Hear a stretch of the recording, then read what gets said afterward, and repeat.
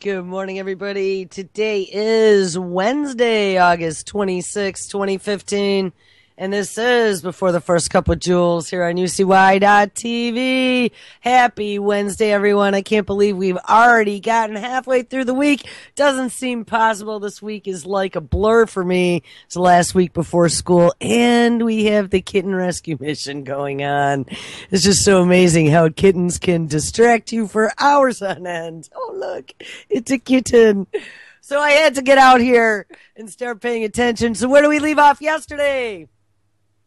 We left off yesterday with a show titled BioDirect, Monsanto's new RNAi gene flipping spray. Yes, how exciting is that?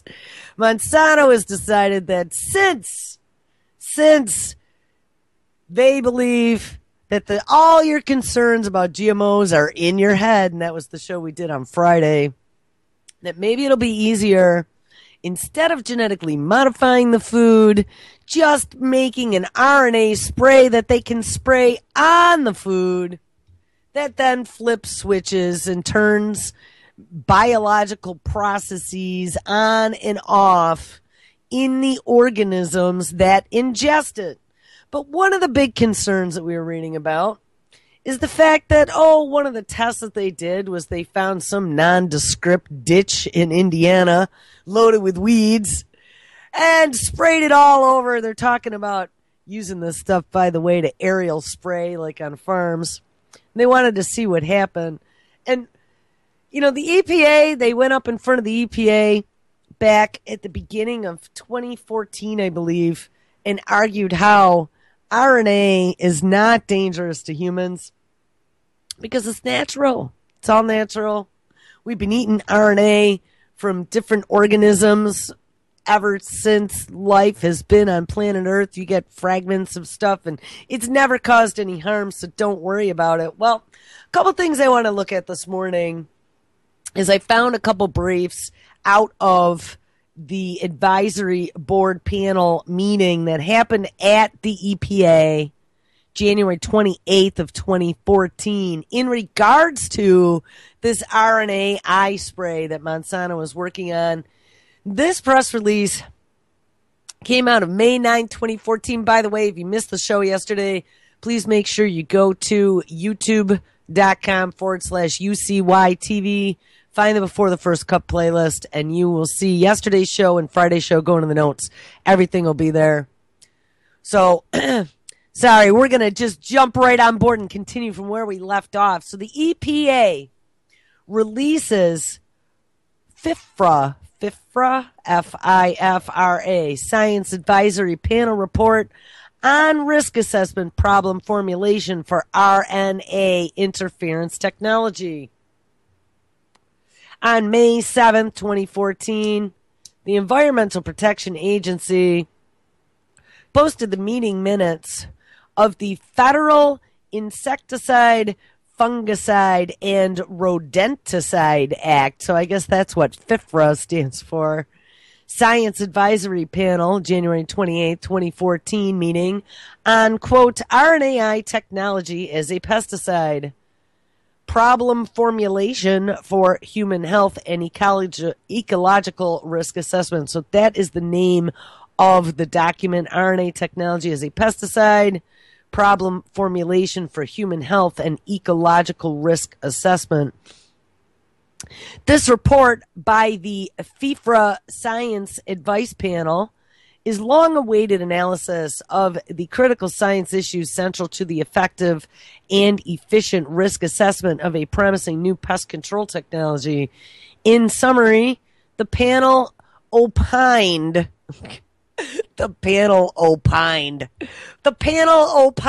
that while additional study must be done, pest control products that are developed that utilize RNA interference, more commonly known as RNAi technologies, are not likely to result in adverse effects to humans through ingestion exposure. Now, if we remember back in that story yesterday, pretty much Monsanto came out and said that they really didn't want any of that newfangled testing, long involved safety measures, because it's going to take too damn long, and we could just make this stuff on a whim and test it and spray it and make some more and test it and spray it without all that pesky regulatory stuff. And hey, RNA has been everywhere, right? It's natural. It's natural. So if we flip switches on and off and spray it, it's still RNA. It's just like an apple is an apple, right? We've said that before. We flip the switch that makes the apple go brown off, and then we let it grow. So it's still an apple.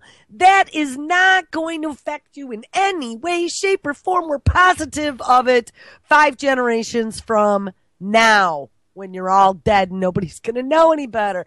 How absolutely... I mean, I feel like violated here by the EPA. And not that I ever trusted these assholes, because remember, they're the same ones, Lisa Jackson, that turned off all the RadNet radiation detectors when Fukushima happens. But it sounds to me like the board of experts, the advisory panel that the EPA, and I don't have a list of the names. We should see if we could find that maybe tomorrow and see how in bed everybody is with the lobbying agencies in Monsanto and whose attorney is who. But it appears to me that the board of EPA experts has determined that they agree with Monsanto. Now, there's not a lot of risk to people eating this shit. Not at all. All right, let's get back to the story. So it's not likely to result in adverse effects to humans through ingestion exposure. The panel recommended further study, on the possibility of inhalation and dermal exposures, which is true. I'm going to tell you what. We're going to take a look at some of the past studies that they have done without population's knowledge, where they were spraying poisons from the sky over a city just to see what would happen. The reason why I want to look at some of that stuff, we have before, I think there was one show that we did that was like the 13 most evil human experiments ever done in history, that pretty much looked at all the different ways the government experimented on us without us knowing, and it didn't come out until 40 years later when people had arms growing out of the back of their head. But not only is this one study that I found that I think they did it up until like 1965, I believe, in St. Louis. They were spraying stuff over St. Louis. Well, where do you think Monsanto is? And now they're working on spraying this RNAi again. They said that they did it in Indiana, but you better believe they probably got some sort of like crop science lab there that they're going to be testing things on. I don't know. This is just not cool. But anyway, getting back to the different venues for exposure, inhalation is a big one, and I'm going to tell you why. Because there are a few times now that we've dug into things such as nanotechnology, and one of the ways that they were anticipating being able to easily not only get it into your body, but to be able to bypass the blood-brain barrier was through inhalation. So be careful. So anyway, let's see what they have to say. The panel recommended further study of the possibility of inhalation and dermal exposures and of possible effects to individuals with certain medical conditions. Well, phew. So how, like, this is so ridiculous. Because Monsanto was saying, you're not going to get sick. It's natural. If you eat it, don't worry. And we also believe, we don't have proof, we believe that it doesn't go any further than your saliva and your stomach. And we all know how our bodies and our environment are isolated and not part of an ecosystem, correct? Right. Don't let the genie out of the bottle. All right, where did I end up? Regarding possible ecological effects, the panel noted significant uncertainties based on the currently available data and information. The panel concluded that a substantial amount of new data should be generated to better understand environmental fate, likelihood of exposure, and modes of action and potential effects. I bet Monsanto was so pissed off. You non-science board members. I mean, seriously, that story we read on Friday basically said that the reason why people don't like GMOs is that it's all in their head. They're the people who don't understand science and just have these mental blocks toward eating anything new. Now, I'm sorry, I got mental blocks on my food.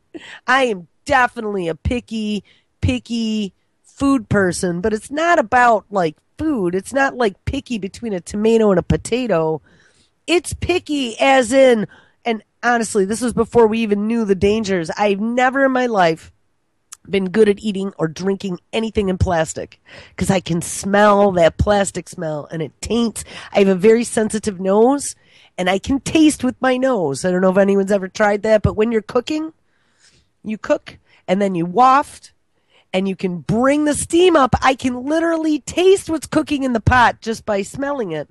So when like as a kid, my mother would put a sandwich into a plastic baggie and you'd take it out and all you could smell was the plastic. That totally ruined my lunch because my lunch tastes like plastic, not like Roman Pride whole wheat bread. She used to make us eat that crap. Though I was probably healthier than white bread, right? But anyway, so Monsanto says it's all in our heads because lunatics like me, who would have thought it? 30 or 40 years later, we find out plastics are poison.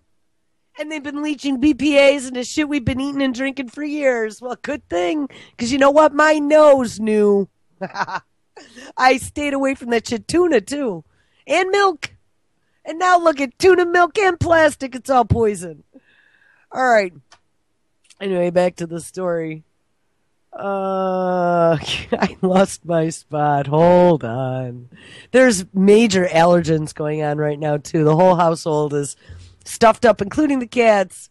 We're all with our eyes and our noses and sneezing. I think it's that goldenrod season. It's only in the 60s here now, and all the trees are just starting to get the little edges of red.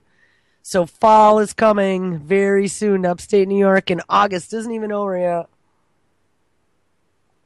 All right, here we go. So the panel concluded that a substantial amount of new data should be generated to better understand the environmental fate, likelihood of exposure, modes of action, and potential effects.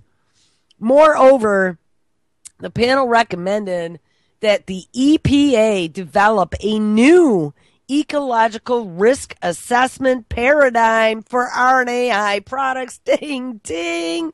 Oh, I bet Monsanto is beyond tweaked on this. They were ready to just completely let this genie out of the bottle everywhere. If the EPA follows the panel's recommendations, which that's a question whether or not they will, there may be significant delays, in the actual RNAi regulatory process as new data and information are generated and as the EPA develops an ecological risk assessment model specific to these products. The phenomenon of RNAi was first elucidated by Andrew Fire and Craig Mello in 1998. In essence, RNAi is a means of controlling protein expression in cells. And for this to work, the pair was awarded the Nobel Prize in Physiology or Medicine in 2006. The number of agricultural and pharmaceutical products are now in development that attempt to utilize RNAi either as genetically transformed constructs or as exogenously applied products. The EPA anticipates receipt of applications for registration of pest control RNAi products as well. And remember, we talked about this is that same technology that is in all of these newfangled vaccines you're seeing coming out. Ebola was one. I mentioned Techmira yesterday. We ran across them because they had their technology purchased by Monsanto. And Techmira was one of those DARPA, Department of Defense, venture-funded biotech companies that were part of that Project BioShield, right? We looked at that last week or the week before, back from the days of George Bush, in the name of national security for the development of drugs to keep us safe from biowarfare agents that could be held in the stockpile we were obligated to buy. They were untested on humans, but hey, they were new and novel. And we'll hold them, and in the case of an actual emergency, we'll pull out the stockpile and start injecting people without FDA approval because, hey, it's an emergency. Yes, that sort of company. Techmira was one of those companies, and they were working on their Ebola vaccine, quote unquote, when the quote unquote outbreak happens. Well, it seems that the FDA pulled their licensing for a little while because they needed to do a little more testing, and then they came out, they abandoned the technology now. I saw yesterday Techmira did. They probably sold that division off. They're off doing something else now, and I don't remember, and I really don't care, but it's not RNAi. We also saw Bill Gates and 13 other bazillionaires invested in a gene editing company. Don't think that these lunatics aren't planning on unleashing this Isle of Dr. Moreau from every upside down and sideways direction on planet Earth, because they really are. I mean, when I just kind of let my mind relax and I see all the timelines in front of me and I start surfing down them to see what potential futures we could have, I see one that looks like it came out of a Salvador Dali painting. And I don't like that at all. We need to stop this, people. This is beyond mad science. This is the manipulation of genetic life without understanding the consequences. That's what gets me. You know, we read a story about the epigenome and how even stress in our past, bad lifestyle choices, right? That's how they're going to decide whether or not we're good breeding stock. See how many bad lifestyle choices we made that affected our future genes. But if even stress or a couple McDonald's hamburgers or a couple extra brews in college affected your breeding stock that much, what do you think this stuff is going to do to our progeny? I mean, I know in that story we were reading yesterday out of MIT Technology Review, like, yeah, those guys are on our side. We were reading that story yesterday. They're like, oh, yeah, Monsanto says we could just turn them on for a little while, then turn them off, and don't worry about it. It biodegrades in the soil in 48 hours, and this is just a temporary change to your genes, and maybe they'll go back to normal after we screw them all up. Yeah, don't worry about it. I mean, and you know what? We don't need any regulatory approval. They said that too, because you know what? It's RNA. It's natural.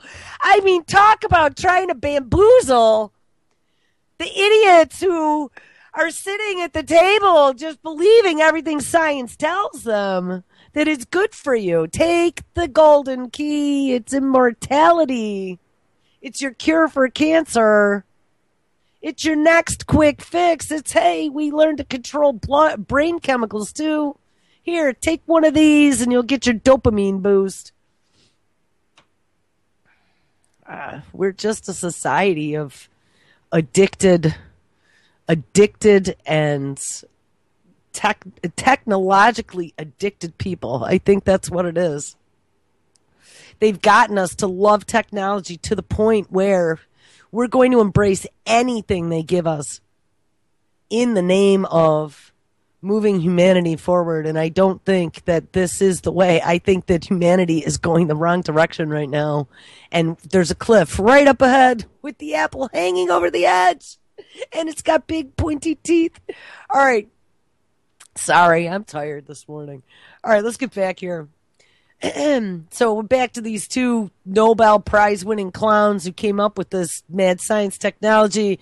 A number of agricultural and pharmaceutical products are now in development that attempt to utilize RNAi. Oh yeah, we talked about the Ebola vaccine. There's quite a few others. Start searching for vaccine RNA and you'll find a plethora. Recognizing that RNAi technology will raise novel science questions that will be crucial to appropriate regulatory treatments of these products, the EPA began preparing in about 2012 to convene a meeting of the FIFRA to advise the agency on these complex science issues. And at the beginning of the January 28, 2014 meeting, the panel was asked 7 broad questions relating specifically to problem formulation for RNAi risk assessment. 3 of these broad questions related to human health considerations, and the 4th addressed ecological risk. Regarding human health considerations, the panel opined, they opined again, that current information on the genetic composition of the human genome can be used to assess whether RNAi sequences could possibly bind to human genes. Now, here's the thing. We're just in our infancy of really understanding all of the mysteries of genetics. I mean, yeah, we've been gene sequencing upside down and sideways, but do we really understand what it means to slice and dice? And I don't think so. I think that there's some horrifying experiments going on in the lab right now, but I don't think there's any rich dude out there who would be the first one in line to say, yeah, I totally understand that you guys know what you're doing, and I'll let you change things and give me superpowers because you're just so technologically advanced in manipulating DNA. Sure. No, I don't think so. Bill Gates would not be the first to line up for this because it's not ready for prime time. Remember, you and me, our kids, the nature, the bees, the pigs with the human organs. We are all the guinea pigs. All right, back to this story. So, yes, the panel opined that the current information on genetic composition on the human genome can be used to assess whether RNAi sequences could possibly bind to human genes. The panel also concluded that there is no evidence yet supporting a concern that RNAi ingested sequences could survive mammalian digestive processes and lead to adverse health effects. I said yesterday, I want to get some of this stuff over to Dr. Huber. Tell you what, now I definitely am going to try to find a way to get all this to Dr. Huber because I call bullshit on this, and they did say that there was a concern for inhalation and transdermal, but not through the digestive processes. And I mean, it's very possible. But on the other hand, I don't know. I don't want to be eating some sort of Frankenstein RNAi sequence and have it absorb, who knows, through your tongue. I mean, digestion begins in the mouth. How about it absorbs under your tongue, right? That's supposed to be like one of the big absorption routes into the bloodstream.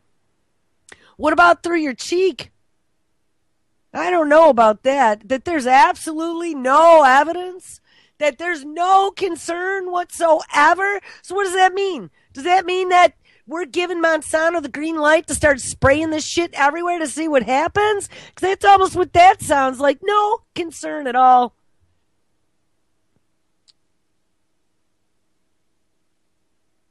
It says the panel recommended additional study to confirm that physiologically active sequences do not survive the digestive process. So at least we're going to do a little more study. And that RNAi constructs be evaluated for potential exposure through inhalation and dermal routes, and that the possibility of adverse effects in individuals with certain health conditions be examined. They don't mention what those health conditions are. Regarding potential ecological impacts of RNAi constructs, the panel raised significant concerns as to whether the EPA's current ecological testing framework is adequate to address the unique risks that may be posed by RNAi products. Now, why aren't there those same concerns with GMO crops or GMO insects like the moth that they released in New York, or the mosquitoes that they're releasing now all over? Why don't we have these same concerns, EPA? The panel identified concerns with how these products may affect non-targeted species, including developmental and long-term effects, and the appropriate test species to enable the agency to draw conclusions regarding non-target effects, as well as a lack of understanding of how long these constructs, may survive in the environment forever. The panel has made numerous recommendations to the agency to assist in developing a scientifically valid ecological risk assessment scheme for these products. Given the panel's large number of recommendations to the EPA, it is clear that companies developing these products may face significant regulatory hurdles. Oh, damn, Monsanto, Syngenta, and Bayer. You guys were just so hoping, rubbing those evil scientists' hands together, that they were just going to greenlight it on your word. While the EPA's regulatory processes for the current set of genetically engineered plant incorporated protectants, more affectionately known as PIPs, is well established, and the risk assessment process for these products is now routine. I would like to see that. It is clear that, at least with respect to ecological risk assessment, the SAP is recommending that the EPA develop a new RNAi risk assessment paradigm based on RNAi specific data and information that may yet have to be generated. Yes, like they still don't know because they haven't tested it yet. How about some long-term studies to see how it passes down through multiple generations? That would probably be a good start. If much of the new data identified by the SAP has not been generated, this could mean that regulatory approvals for RNA products could be significantly delayed. Phew. Thus, if adopted, the recommendations will have significant impacts on the time it takes to obtain a registration, the total cost of the required data development, and could impact product development decisions. We believe that the EPA should move quickly to identify for technology producers exactly what new data will be required so that this extraordinarily promising or destructive technology is not unduly delayed. Dun, dun, dun. So there you have it. And that was a year and a half ago, and I have not heard a peep since, so it'll be very interesting to find out what kinds of things the EPA laid out and what kind of testing Monsanto, Syngenta, and Bayer are doing at this time to see whether or not their RNAi sprays are going to go to market. Now, back to that story we read yesterday about this RNAi spray. I want to read just this little paragraph because then we're going to hop into evil experiments sprayed over populations. We had looked at a spin-off company from Monsanto that is loaded with scientists and professors from MIT, Monsanto's own R&D departments, the head of their BioDirect division, which is the fancy, wonderful, cutesy name for this new spray-on RNAi, BioDirect, as well as some new gentleman that they stuck in there as figurehead CEO. But the new company was called Pre-Series. I'm going to read this paragraph. They called Pre-Series Skunk Works for Monsanto. The basic task at Pre-Series is how to get a large electrically charged molecule like RNA to move through a plant's waxy cuticle and into its cells. Yes, how do you invade the biological organism with our mad science? That's pretty much it. And to do this, researchers are working to encapsulate the RNA into what? Oh, synthetic nanoparticles called lipidoids. And we looked that up.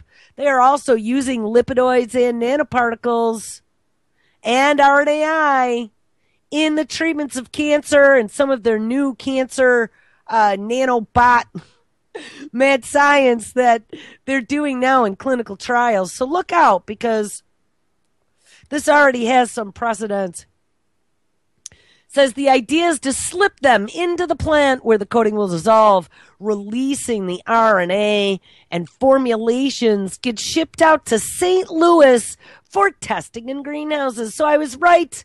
They are doing greenhouse testing at Monsanto in St. Louis. They had also talked about spraying some of this RNAi stuff in a weedy patch off the road somewhere in Indiana. Yeah, which they didn't tell us where it was. But anyway, here, so let's get to another story now in regards to St. Louis and spraying things from the air. Revealed. And I mean, there are probably 30 experiments at least that were secret that I can point to right now that I've dug up in my research across the board, all across this country over the last 50 or 60, 70 years, where they've experimented on the American public without our knowledge. So any of these people out there, any of these pro-vaccine parents who point to me and tell me that, Jules, your imagination is just running overboard because none of this stuff is evil and they're not trying to experiment. Why would our government do that to us? There's lots of precedent there, number one. And when we start making the connections, again, let's go back weeks, months even, all these connections we've been making to the former United States biowarfare program that in 1972 got inked as being over as part of that Geneva Agreement. I still don't have the actual name of it. Look it up. But we were maintaining our ability to work on the defensive by creating vaccines. And think about it. You know, that whole vaccine program with Project BioShield and this whole synthetic biology push by the entire federal government, where all these departments now are working on it because it's the new promise for mankind for us to survive and our new bioeconomy at a global level. This is all part of the same thing. Project BioShield started with the universal flu vaccine. I remember that very clearly. Again, DARPA funded, tinkering with RNA and genetically modified tobacco and drowning. I don't remember even what they were doing. They were drowning tobacco and they had mouse genes, some transgenic genes they were sucking out and putting in human genes. I don't know. Read about that GMO tobacco universal flu vaccine at Texas A&M. That was pretty insane. But it's the mad science department. It's all being funded now. It is freely and ethically available. Anybody who wants funds, and hey, if you want to partner with an Israeli company, there's even more money for us to do that. It's like the land of crazies right now. All right, well, it's been the land of crazies because they've been experimenting on us for a long time. So anyone who thinks that I have a screw loose needs to go check it at the door because you're wrong. Revealed. Army scientists secretly sprayed St. Louis. Oh, St. Louis again. The home of Monsanto, with radioactive particles for years to test chemical warfare technology.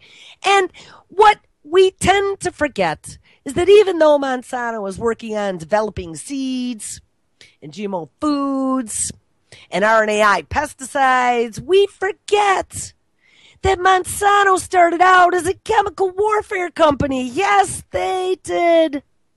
As well as making pesticides. So when we take a look at how these different technologies now are kind of spinning out, we're like, wow, well, yeah, I mean, they can't kill bugs, but they can kill people too, and oh, they could kill all life on Earth, and oh, we could use it to attack our enemies, fields and animals, and oh my God, it's all the same program. Poisons, people.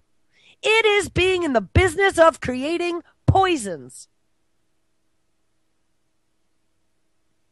All right, let's read this story. So, Army scientists secretly sprayed St. Louis with radioactive particles for years to test chemical warfare technology. No, we wouldn't do that. The United States military, and what's so scary is that all these companies right now are getting all kinds of money from the Department of Defense and DARPA and Project BioShield to develop things, again, in the name of national security. As long as it's done in the name of national security, the goods of the many outweigh the good of the few. And so if a few people get sick because we did an experiment that we didn't tell anybody about, oh, but it saved millions in the future. The United States military conducted top secret experiments on the citizens of St. Louis, Missouri for years, exposing them to radioactive compounds, the researcher has claimed. While it was known that the government sprayed harmless, quote-unquote, zinc cadmium sulfide particles over general populations of St. Louis, Professor Lisa Martino-Taylor, sociologist at the St. Louis Community College, claims that radioactive additive was also mixed in the compound. She has accrued detailed descriptions as well as photographs of the spraying, which exposed the unwitting public, predominantly in low-income and minority communities, to radioactive particles. Now, the thing is, how many times have we seen this? There were spraying projects over California. There were spraying projects over Florida. What? Oh, there's some sort of, who knows what spraying project is going on in the sky, but I'm going to tell you, for anyone who denies that there is something going on in the sky right now, I've seen it twice now this summer. Once was this past weekend again. As I am going south, let's say, from New York State to Pennsylvania, I'm going to tell you, in New York, my skies are clear with puffy blue clouds. This is twice this has happened to me this summer. And as I start getting to that PA line, all of a sudden, and I'm looking out, I got a sunroof in my car. My car's really old, but that's why I keep it, because I got a sunroof. It's awesome in the summer. My roof is open. I'm driving. I look. Everywhere on my right is blue sky with just perfect few little cotton ball-y puffy clouds. Off to my left, which is Pennsylvania, looks like we had somebody on amphetamines using an Etch-a-Sketch in the sky. The whole sky is just like zip, zip, zip, zip, zip, zip, zip, zip, zip. No rhyme or reason. Just ugly, destructive, like, I don't know. I can't even think. Let's think of some violent slasher. I mean, the skies, and it is like there is a straight line cut down the sky over my head.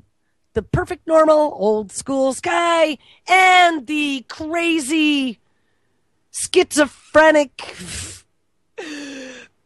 chemically laden lunatic sky to my left. Twice I've seen that. And I pointed that out to my kid.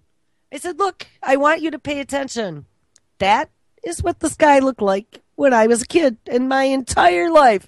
This, I don't know what this is, but this is not normal. So anyway, I'm not going to get into that. I'm just saying, don't think that there is no precedent for them to spray us with shit and not say anything about it, because it's all over. It's all throughout the last 40, 50, 60 years they've been doing that stuff. Anyway, back to the story. The study was secretive for a reason. They did not have volunteers stepping up and saying, yeah, I'll breathe in zinc cadmium sulfide with radioactive particles, said Professor Martino Taylor. No, just like they are not going to have volunteers stepping up saying, I'll breathe that newfangled RNAi stuff, Monsanto, to make sure that it doesn't affect me with additional body parts growing out of my eardrums in the future. You know, nobody's going to stop. Who's going to step up for that? Especially to test a quote-unquote insecticide. I mean, when they tell you that it's going to cure your cancer, they can prey on the desperate. The only ones they're going to be able to test this on are going to be like the Indian farmers over in India who are already committing suicide over the GMO crops. Or maybe the Africans. They can go down there and see how many people have mutations. Their eyeballs fall out or limbs fall off. All right, anyway, back to this professor. Through her research, she found photographs of how the particles were distributed from 1953 to 1954 and 1963 to 1965. Now, here we go. In Corpus Christi, very near and dear to my heart, in Corpus Christi, the chemical was dropped from airplanes over large swaths of the city. And in St. Louis, the Army put chemical sprayers on buildings. Yes, the Army put chemical sprayers on buildings like schools and public housing projects and mounted them in station wagons for mobile use. How lunatic is this? This professor accrued hundreds of pages of declassified information, which she has made available online. And in her research, she found the greatest concentration of spraying in St. Louis was at the Pruitt-Igoe public housing complex, which was home to over 10,000 low-income residents. She said that 70% of those residents were children under the age of 12. Professor Martino Taylor became interested in the topic after hearing independent reports of cancers among city residents living in those areas at the time. She says this was a violation of all medical ethics, all international codes, and the military's own policy at that time. And guess what, guys? It is still military policy. They're not going to tell us because it is against ethics. It's against the Geneva Convention. You cannot do testing on people without their consent. And that's why Bill and Melinda Gates Foundation is in trouble in India with that Gardasil vaccine, because all these girls got maimed and sick, and all they did was put an X on the dotted line for the 32-page consent document that they didn't apparently understand. There's a lot of evidence that shows people in St. Louis and the city, in particular minority communities, were subjected to military testing that was connected to a larger radiological weapons testing project. And it's way beyond that. I mean, they were doing this shit all over the country, not only with radiological weapons, but with chemical and biological as well. Previous investigations of the compound were rebuffed by the military, which insisted it was safe. However, Professor Martino Taylor believes the documents she's uncovered, and she better be careful because they don't like people like her. The documents she's uncovered prove that the zinc cadmium sulfide was also mixed with radioactive particles. She has linked the St. Louis testing to a now defunct company called U.S. Radium. The controversial company came under fire and numerous lawsuits after several of its workers were exposed to dangerous levels of radioactive materials at its fluorescent plant, in its fluorescent paint. I thought so. The glow-in-the-dark watches back from the 50s and the 60s used the U.S. radium paint. That's why one of my parents' friends for many years was a welder, and he did a lot of nuclear reactors. That was his job. And so he used to get the dosimeters after he'd been working on a job, and he gave me one time that he zeroed out for me. And I don't know, I was a kid. It was kind of cool to look through, but I didn't know what to do with it. So my mother had it, and it sat for years in her jewelry box on her dresser. And I will never forget. I was probably about 15. I'm digging through her jewelry box the one day. You know, we used to do that when we were kids. Like, oh, look at the pretty jewelry. There was nothing fancy. I mean, you know, little flower pins or whatever. But here was this dosimeter, and I held it up to the window, and I'm looking, and the needle is pegged. And I remember showing it to my mom going, hey, did you see this? Why is the needle pegged on this? And it ends up that there was the glow-in-the-dark watch of my grandfather's back from the 50s sitting in that jewelry box. And yes, sitting in that jewelry box, it pegged the dosimeter, and it was U.S. radium. I remember it actually said that on the watch.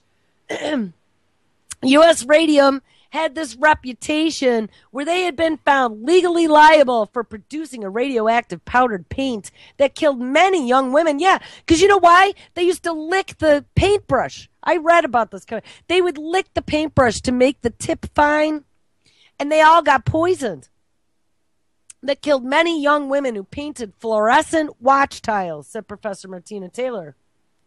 In her findings, one of the compounds that was sprayed on the public was called FP2266, according to the Army's documents, and was manufactured by U.S. Radium.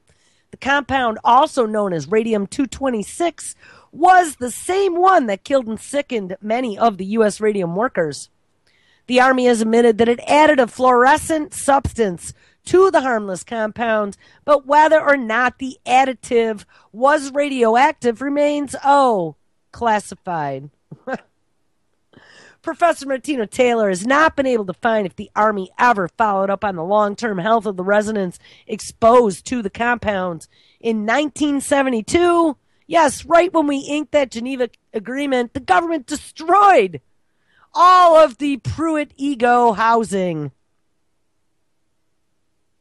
Upon learning of the professor's findings, Missouri lawmakers called on the Army to detail the tests.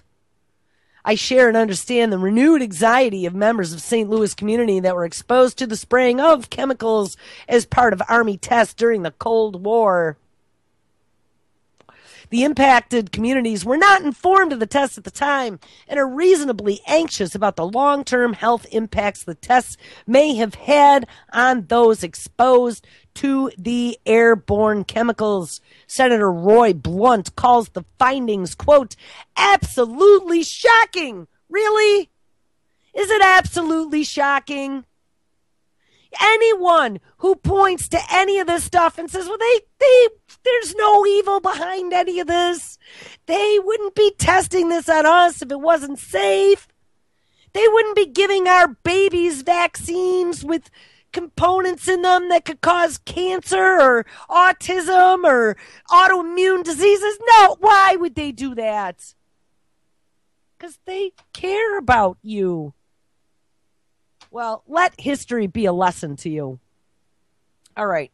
We got a few more minutes. There was another story out of the MIT Technology Review that I caught in the recommended items underneath the story that we were reading yesterday. Synthetic Life Seeks Work is the name of the story. A startup company says that it is expanding the language of DNA to create new tools for drug discovery. The story was August 19th of 2015.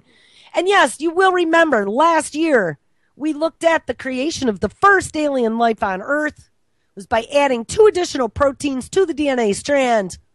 All life has C, A, T, and G. They have now added X and Y, and they were spinning this up as the new way to create all kinds of newfangled pharmaceuticals that are going to save you and me. Well, here we go. A new startup company says that it is expanding the language of DNA to create new tools for drug discovery. Oh, how exciting. In May 15th, 2014 edition of the journal Nature, Floyd Romsberg's chemistry lab at San Diego Scripps Research Institute. That's another one to keep your eye on. Scripps is always coming out with mad science gone mad.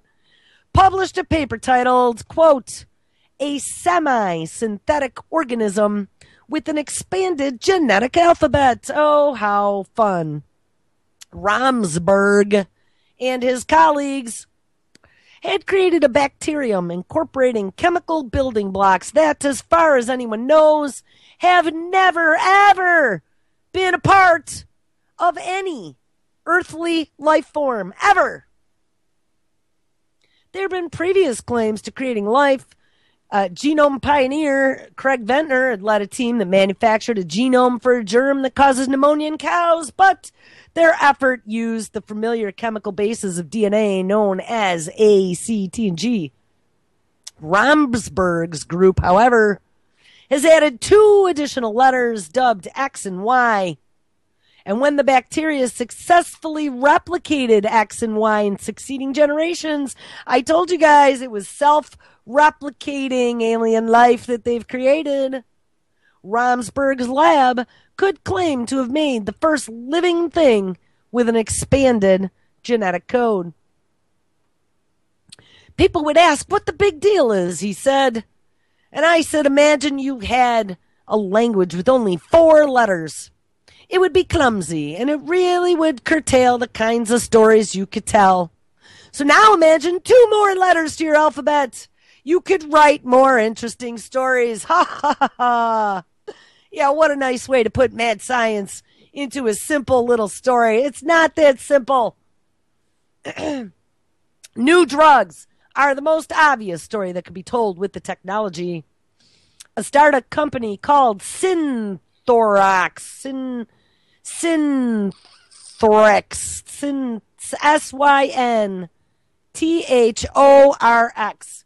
Synthrox, created by Romsberg and the venture fund Avalon Ventures, has exploited E. coli bacteria containing X and Y to help manufacture a protein, a step the company's president and CEO, Court Turner, describes as, quote, "our baby unicorn." Well, I'm sorry, but I don't want baby unicorns hopping around. We don't need baby E. coli unicorns. Thank you very much. The company did not identify the protein except to say that it is, quote, "well studied," unquote. Of course it is. And they have added a new function to it, a way for another drug to attach to the protein at a specific site. This technology might also pave the way for new biotech drugs. Nearly all such drugs, proteins like insulin or blood cell booster erythropoietin, are made inside a bacterium or other cell, but synthetic DNA could vastly expand what drugs are possible. How exciting! That's because a normal cell builds proteins from just 20 amino acids, stringing them together in long chains. Exactly which amino acid gets added next is specified by 3-letter sequences of DNA called codons. Although the math gets complicated, yes, for all you puny-brained humans, with the addition of the new bases X and Y, Romsberg approximately tripled the number of possible codons and theoretically increased the number to 172 new amino acids that a cell could build a protein from. Now, that has got to frighten you. Frightens me. Adding 2 additional amino acids to a DNA strand gives us 172 new different combinations which some sort of living creature can develop into. Says this is important because scientists have invented thousands of artificial amino acids. It just hasn't been very easy to make proteins from them. And unlike conventional drugs where chemists exert exquisite control over the position of every atom, With proteins, they mostly still need a living thing to do their manufacturing for them. But when you get to whole proteins, chemists really lose the ability. Proteins are too big and too complex, so eventually there could be bacteria producing entirely new proteins. To make $1 billion business, yes, $1 billion, we need a protein. And the home run is the ability to produce therapeutic proteins with unnatural amino acids in them. There we go. That's how we make $1 billion business, is making artificial proteins that we can then cure all the medical ills with. And hey, if it doesn't get any worse, here we go, really quick before the end of the show. New software to prevent medical errors using DNA. Well, yes, just give it up. SciAps is trying to figure out if you'll react badly to a drug before you take it. Well, check this out. When Hollis Clendenberg checked into the Sanford Health with chest pains just a couple of years after receiving a stent procedure on his heart, his physician began composing another electronic prescription for a blood-thinning drug called Plavix. But a software alarm stopped the doctor short. It turns out that at 73, Clendenberg is a genetic mutation which makes his body more susceptible to clotting with Plavix, and he's better off with another blood thinner. And now his doctors know, thanks to a new effort by Sanford Health, the biggest healthcare provider in the Dakotas, to accumulate its patients' DNA. It is part of the new personalized medicine, an emerging discipline supported by Bing Bing, Precision Medicine Initiative by Obamacare. Didn't I tell you guys that they were going to do that? Well, it's happened. Step right up. Give them your DNA. It's all for your benefit. And it's going to make you healthy in the future. All right, guys. Well, guess what? I got about 5 seconds left. It is Wednesday. Make sure you stick around. Ms. Lonnie Clark is up next. We got Josh live at 6 p.m. Eastern. Continual Condition with Jonathan and Steven at 8. At 9 p.m. Hold on. My bumper's muted. There we go.